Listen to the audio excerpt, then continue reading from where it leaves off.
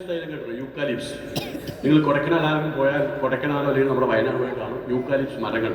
ഈ മരത്തിൻ്റെ ഇല വെട്ടി തൈലം ബോയിലറിട്ട് തൈലമാക്കി കാച്ചി അത് തൈലം വിറ്റിട്ട് അങ്ങനത്തെ കൂലിപ്പണിക്ക് പോകുന്നതാണ് എൻ്റെ അച്ഛൻ.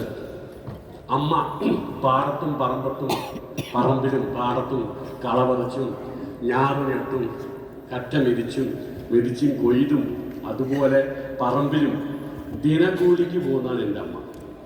അങ്ങനെയുള്ളൊരു ഫാമിലിയിൽ അച്ഛനും അമ്മയ്ക്കും ജനിച്ച ആദ്യത്തെ മോനാണ് ഞാൻ. എനിക്കൊരു അനിയനുണ്ട്, ഒരു അനിയത്തിയുണ്ട്. ഞങ്ങൾ 3 പേരാണ്. എൻ്റെ വീടെന്ന് പറയുന്നത് തുടക്കത്തിൽ ഒരു ദിവസം ഒരു മഴ വന്ന് അങ്ങനെ മഴ വരുമ്പോൾ ആലോചിക്കും എൻ്റെ അമ്മ ഉറങ്ങൂല മീൻസ് മഴ വരുന്ന സമയത്ത് അമ്മ, ഞങ്ങൾ 3 കൊച്ചുങ്ങളാണ്, ഞാൻ എൻ്റെ അനിയൻ എൻ്റെ അനിയത്തി. മഴ പെയ്ത വെള്ളം പുറത്തു പോകില്ല, അകത്താ. ഞങ്ങൾ കിടക്കുമ്പം കുട്ടികളുടെ മേലെ വെള്ളം വീഴാതിരിക്കാൻ അമ്മ പാത്രം പ്ലേറ്റ് ഇതൊക്കെ കൊണ്ട് ഇങ്ങനെ തിരികെ വെക്കും. നേരം വെളുക്കുന്നവരെ ഉറങ്ങാൻ കുട്ടികൾ ഉറങ്ങട്ടെ എന്ന് പറഞ്ഞു. അങ്ങനെ ചോർന്നൊലിക്കുന്ന ഒരു കുടിലിൽ ജനിച്ചവനാണ് ഞാൻ. അങ്ങനത്തെ ഒരു പാവപ്പെട്ട ഫാമിലി. 3 നേരം ഭക്ഷണം കഴിച്ചിട്ടുണ്ടാവില്ല ഞാൻ ചെറുപ്പത്തൊന്നും. നല്ല ഡ്രസ്സ് ഇട്ടിട്ടില്ല. അങ്ങനത്തെ കുടുംബത്തിൽ ജനിച്ചതാണ്.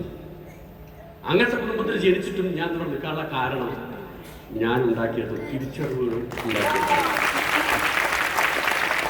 ഞാൻ പറയാനുള്ള കാരണം, ജയിക്കണമെന്ന് നിങ്ങൾ തീരുമാനിച്ചാൽ ഒരാളുടെ സപ്പോർട്ട് വേണ്ട, നീ മാത്രം.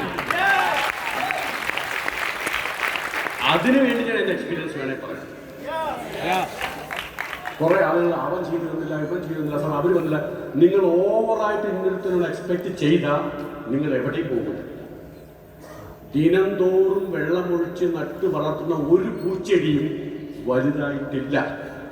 നനയ്ക്കാത്ത ആലും പുളി മാത്രമേ ആകാശമൊക്കെ വളർന്നിട്ടുള്ളൂ.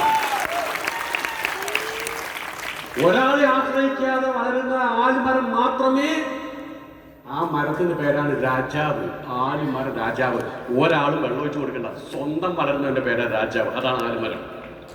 റോസാപ്പൂ വെള്ളമൊഴിച്ച് കൊടുക്കണം, കാണാൻ നല്ല ഭംഗിയാണ്. ഒരു ദിവസം ഒഴിച്ചില്ലെങ്കിൽ ഉണങ്ങിക്കരിഞ്ഞു പോകും. നിങ്ങൾ റോസാപ്പൂ ചെടിയായിട്ട് വളരില്ലേ, ആലുമരമായിട്ട് വളരണം, രാജാവായിട്ട് വളരണം.